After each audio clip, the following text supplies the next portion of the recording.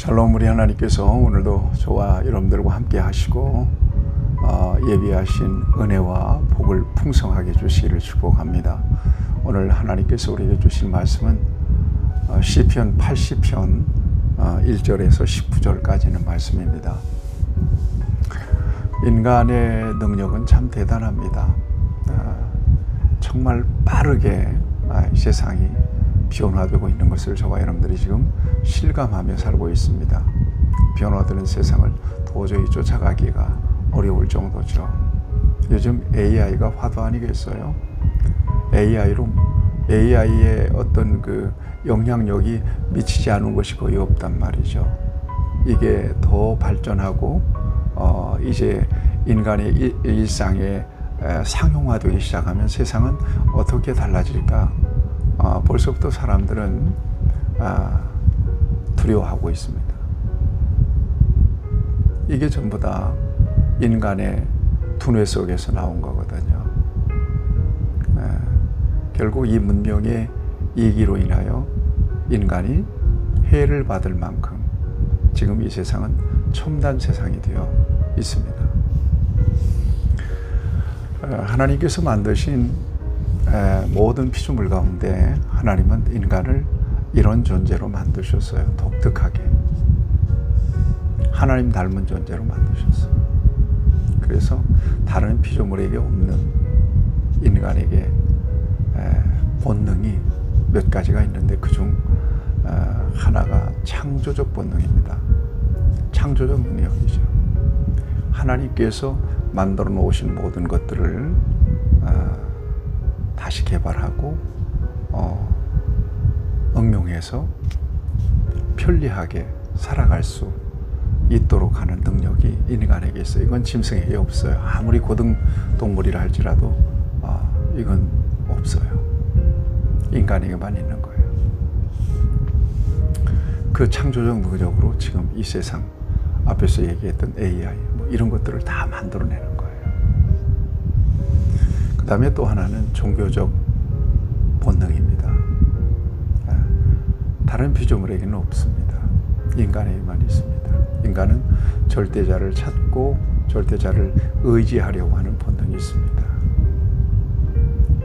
하나님의 형상대로 만들어졌기 때문에 이 같은 능력이 인간에게 있는 거고요. 또 인간에게 가진 모든 능력은 바로 창조주가 되시는 하나님에게서 부어진 것입니다. 주어진 것입니다. 이 모든 능력이 하나님의 영광을 위한 것으로 온전하게 쓰여져야 하나님의 목적대로 쓰여지게 되는 거라고 믿습니다. 이 모든 능력을 하나님을 등지고 범죄하는 데 사용하면 인간은 이로 인하여 고통을 당하고 결국 멸망하고야 말죠. 이 모든 능력을 주신 목적은 하나님의 기쁨, 하나님의 영광을 위하여. 이게 목적입니다.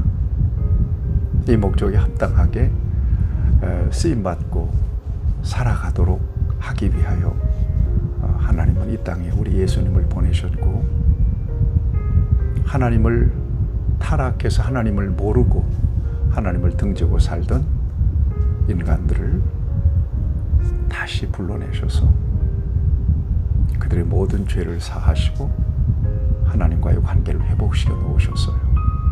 예수 그리스도 안에서 저와 여러분들은 하나님의 기쁨, 하나님의 영광을 위해서 살아야 되는 그런 인생의 진정한 목적을 이해하게 되었습니다. 온전히 하나님을 의지하고 하나님을 바라보며 살아가는 저와 여러분들이 되기를 바랍니다. 하나님을 떠나면 잘 될 것 같잖아요. 절대 그렇지 않습니다. 성경의 역사가 이를 보여주고 있고요. 오늘 현실의 삶 가운데서도 그 같은 역사는 너무나 흔하게 발견할 수가 있습니다. 오늘 본문 말씀을 보세요. 시편 기자가 고난 속에서, 고통 속에서 절규하듯이 하나님을 찾습니다. 뭐 하려고 찾습니까? 오늘 본문 말씀은 고난 중에서 회복시켜 주시도록 하나님을 찾고 간구하는, 그야말로 탄원하는 기도시와 같습니다. 뭐라고 고백하고 하나님을 찾습니까? 여기 보니까 요셉을 양떼같이 인도하시는 이스라엘의 목자요 그랬거든요. 양과 목자의 관계 속에서 하나님을 찾습니다. 여러분, 목자 없는 양을 상상해 보세요. 생존이 불가능합니다. 그 정도로 절실하게 하나님을 찾고 부르는 것입니다. 하나님이 없는 삶은 상상할 수가 없습니다. 도저히 불가능합니다. 이거예요. 우리가 겪게 된 여러 가지 고난과 시련은 궁극적으로 하나님이 없기 때문에, 하나님을 등졌기 때문에 생긴 것들입니다. 이렇게 고백하고 있는 것입니다. 요지는 이렇습니다. 하나님의 얼굴빛을 비춰주세요. 우리에게. 이거예요. 여러분, 3절 말씀을 보세요. 하나님이 우리를 돌이키시고 주의 얼굴빛을 비추사 우리가 구원을 얻게 하소서 이러잖아요. 얼굴빛을 비추어 주시도록 간구합니다. 여러분, 하나님께서 우리를 바라보시는 것만으로도 저와 여러분들은 안전과 평안을 누립니다. 언젠가 또 말씀드린 바가 있습니다만, 제가 애들 노는 놀이터를 지나오는데 애들은 놀이기구를 가지고 열심히 놀고 있습니다. 그 아이들 데리고 나온 엄마는 놀이터 주변 벤치에 앉아 있어요. 아이들이 그렇게 평화롭게 놀 수 있는 것은 바로 옆에서 벤치에 앉아서 그를 응시하고 있는 어머님 때문에 그 아이들이 그 놀이터에서 그렇게 신나게 놀 수 있는 거예요. 그 관계예요.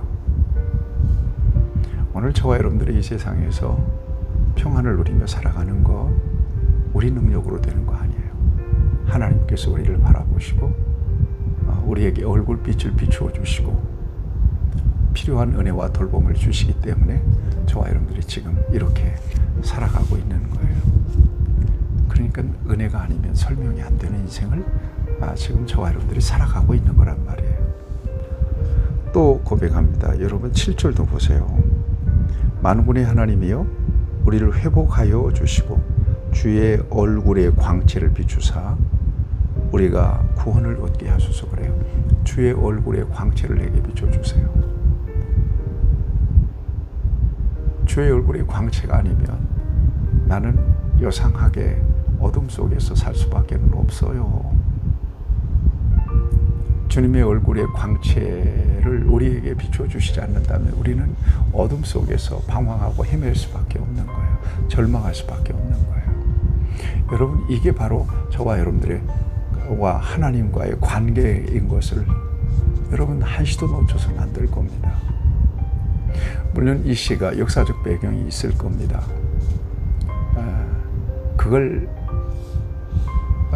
감안하고라도 저와 여러분들의 일상 속에서 하나님의 절대적인 은혜가 필요하고 하나님의 얼굴빛이 필요하고 하나님의 얼굴의 광채가 필요한 존재가 바로 저와 여러분들입니다. 오늘 본문에 또 19절 말씀에도 그런 고백을 해요. 간구를 해요. 만군의 하나님 여호와여 우리를 돌이켜 주시고 주의 얼굴의 광채를 우리에게 비추소서 우리가 구원을 얻으리이다. 오늘 역사적 배경, 애굽에서 하나님께서 백성들을 이끌어서 가나안에 포도나무 심으신 거예요. 포도나무처럼. 그런데 이 포도나무가 열매를 온전하게 맺질 못하네요. 그러니까 그냥 멧돼지가 와서, 이게 다 12절 이하의 그런 내용입니다. 멧돼지가 와서 다 따먹어버리고 상해하고 들짐승들이 먹고요. 네. 이런 완전히 황폐되어 버리고 만 것입니다. 이런 상황 속에서 이 시편 기자가 하나님의 은혜를 구합니다. 다른 거 아닙니다. 주여, 주의 얼굴빛을 내게 비추어 주세요. 주의 얼굴빛을 비추어 주세요. 얼굴의 광채를 비추어 주세요. 얼굴의 광채를 우리에게 비추어 주세요. 계속해서 3절도 6절도 19절도 계속해서 주의 얼굴을 비춰달라고 간구합니다. 예, 거기에 평화가 있고 안정이 있고 행복이 있고 기쁨이 있습니다. 주님의 얼굴빛을 우리에게 비추어 주실 때 우리의 영혼은 거기에서 안전할 수 있습니다. 참된 행복을 누릴 수 있는 거죠. 영적인 소외만큼 고통스러운 거 없어요. 하나님이 내게서 멀리 떠났다, 하나님이 내게서 얼굴을 돌리셨다, 여러분 이것은 절망입니다.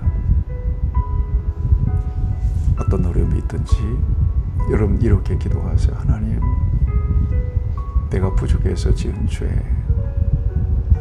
연약해서 저지른 모든 죄악들, 불의한 일들 하나님께 회개하오니 용서해 주시고 나에게 주의 얼굴빛을 비추어 달라고, 주의 얼굴을 내게로 향하여 주옵소서. 그렇게 겸손하게 기도하는 저와 여러분들이 되어야 할 것입니다. 하나님께서 오늘도 환하게 저와 여러분들을 바라보시고 그 영광스러운 주의 얼굴빛을 비추어 주셔서 여러분들의 모든 헝클어지고 무너졌던 모든 삶이 하나님의 은혜 안에서 회복되는 그런 축복이기를 바랍니다. 하나님, 부족한 우리가 구합니다. 연약한 우리가 구합니다. 하나님이 목자 되신 하나님이 함께하지 않으면 정말 답이 없는 인생을 살아가는 우리가 구합니다. 하나님의 얼굴빛을 우리에게 비추어 주시옵소서. 그 영광스러운 빛을 비추어 주시옵소서. 예수님의 이름으로 기도하옵나이다. 아멘. 여러분 축복합니다.